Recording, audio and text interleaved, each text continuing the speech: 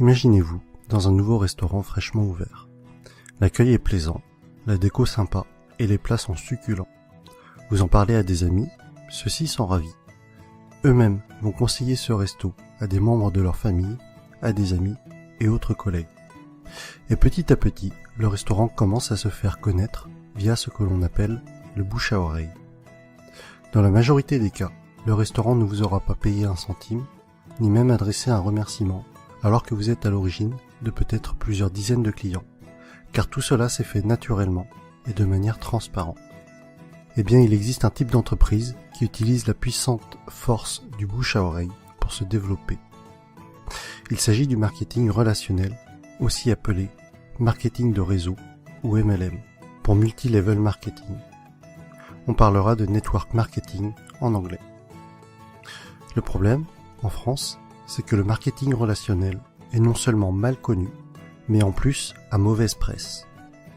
En effet, trop souvent, les médias n'en parlent que dans le cas d'arnaque, et malheureusement, il en existe, et très rarement comme une possibilité de réussir. Les médias, pour attirer de l'audience, doivent faire dans le scandale, dans ce qui choque. Mais ceci est un autre débat. Mais effectivement, certaines entreprises sont des systèmes pyramidaux déguisés. Une pyramide, qu'est-ce que c'est au juste ? Je vous invite à cliquer sur cette vidéo pour découvrir une animation très bien faite expliquant ce qu'est une pyramide de Ponzi. En résumé, non seulement c'est une arnaque, mais c'est aussi illégal. Le système est basé sur la promesse de faire de miraculeux retours sur investissement, juste avec de l'argent que tout nouvel entrant va apporter. Autrement dit, l'argent des nouveaux paye le bénéfice des anciens. Et si, à un moment donné, les entrants ne sont pas assez nombreux, eh bien la pyramide s'écroule, car les anciens ne perçoivent plus d'argent. Ce qui est important à comprendre est que lorsque vous entrez dans une entreprise de marketing relationnel, vous êtes avant tout le distributeur d'un produit réel, le représentant d'une marque. Sans produit, ou avec un produit fictif, on rentre alors dans un système pyramidal. D'autre part, dans une pyramide, les anciens sont forcément plus riches que les nouveaux. Dans le MLM, même si plus vous rentrez tôt, plus vous êtes avantagé, cela ne garantit pas du tout votre succès. Un nouveau filleul peut très bien mieux développer son affaire et faire mieux que son parent. Ainsi, dans une entreprise de marketing relationnel, tout le monde est au même stade au début, mais plus elle va grossir et plus elle va avoir d'impact et être puissante. C'est vraiment la force du réseau qui fait qu'une MLM est puissante. Et Robert Kiyosaki insiste vraiment sur ce point dans le livre « L'entreprise du XXIe siècle ». Le pouvoir n'est pas dans le produit, mais dans le réseau. Pour en revenir à ce que l'on évoquait au début de la vidéo, le bouche à oreille est le principal véhicule de communication d'une société de marketing relationnel, si bien qu'il n'y a pas ou peu de publicité. Et ce budget pub, qui est souvent faramineux pour les grandes entreprises, est reversé aux distributeurs et ou consacré à l'amélioration du produit, qui en général est excellent. Lorsque vous vous lancez dans le MLM, vous êtes parrainé par une personne, et ensuite c'est comme si vous étiez votre propre patron et que vous aviez créé votre entreprise. Votre but et votre source de revenus vont être de deux types.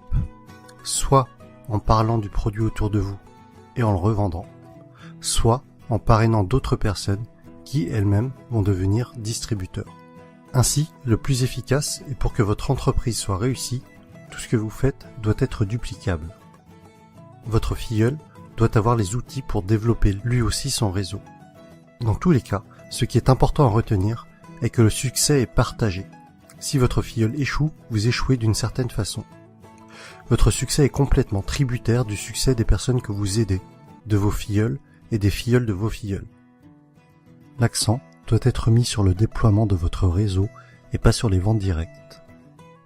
Ainsi, ceux qui réussissent le mieux en MLM ne sont pas les vendeurs ou les commerciaux, mais plutôt les personnes pédagogues, les profs et les formateurs. Et personnellement, autant je trouve la réussite personnelle gratifiante, autant aider les autres à réussir l'est encore plus. Autre sujet que je trouve intéressant, c'est que votre entreprise grandit avec vous. Vous gagnez de l'argent en apprenant et en appliquant les méthodes de vos parrains et de votre upline. C'est le terme indiquant les personnes antérieures à vous dans la vie du MLM. Autre point fort du marketing de réseau est que pour devenir distributeur, cela demandera en général un faible investissement financier au départ, contrairement à la majorité des créations de nouveaux business. Aujourd'hui, si vous comptez ouvrir une franchise du type McDo, Subway ou Starbucks, il vous faudra probablement plusieurs centaines de milliers d'euros, alors qu'en MLM, cela vous demandera la plupart du temps quelques centaines d'euros. Ensuite, tout est préparé pour vous. Vous allez avoir votre propre boutique en ligne, tout un tas de plans de formation pour vous, mais aussi pour vos filleuls, ainsi que différents kits de présentation. Un autre point essentiel, et qui pour moi m'attire beaucoup, les entreprises de marketing relationnel offrent des paliers au niveau de leur plan de compensation. Pour être plus précis, à partir d'un certain nombre de filleuls, et sans compter les éventuelles primes bonus, vous allez toucher un revenu résiduel, encore appelé revenu hors exploitation, c'est-à-dire un revenu passif. Les bonnes MLM sont donc de formidables véhicules vers l'indépendance financière de fait de ce revenu passif engendré par le parrainage d'autres personnes. Je rajoute que les MLM sont un type d'entreprise qui a une croissance des plus fulgurantes à l'échelle mondiale ces dernières années. Aux USA, ça a vraiment explosé depuis les années 90. Et avec Internet, c'est encore plus facile d'augmenter son réseau qu'auparavant. De plus, c'est une activité que l'on peut tout à fait démarrer sur notre temps libre pour un revenu complémentaire au début. Il faudra alors se déclarer en auto-entrepreneur avec le statut de VDI, c'est-à-dire vendeur à domicile indépendant. J'insiste tout de même sur le fait de bien vérifier un certain nombre de points avant de vous engager dans une entreprise de marketing relationnel afin de ne pas tomber sur une pyramide Ponzi déguisée. Voici le type de questions qu'il faut vous poser avant de vous engager dans une entreprise de ce type. Est-ce qu'il y a des bureaux réels? À quels endroits géographiques? Se trouve-t-il dans des paradis fiscaux? Quel est l'historique de l'entreprise? Quelle est la réputation de cette entreprise? Quels sont les avis d'autres personnes sur celle-ci? En conclusion, et si vous avez suivi mon défi personnel, je pense que vous commencez à comprendre pourquoi est-ce que ce type d'entreprise m'intéresse fortement. Travailler pour ses propres rêves et non pas ceux de quelqu'un d'autre. La possibilité d'avoir des revenus passifs avec cet objectif d'indépendance financière. Partager le succès. Vous savez, à la base, ma chaîne YouTube est quand même le partage des bonnes pratiques, d'idées inspirantes.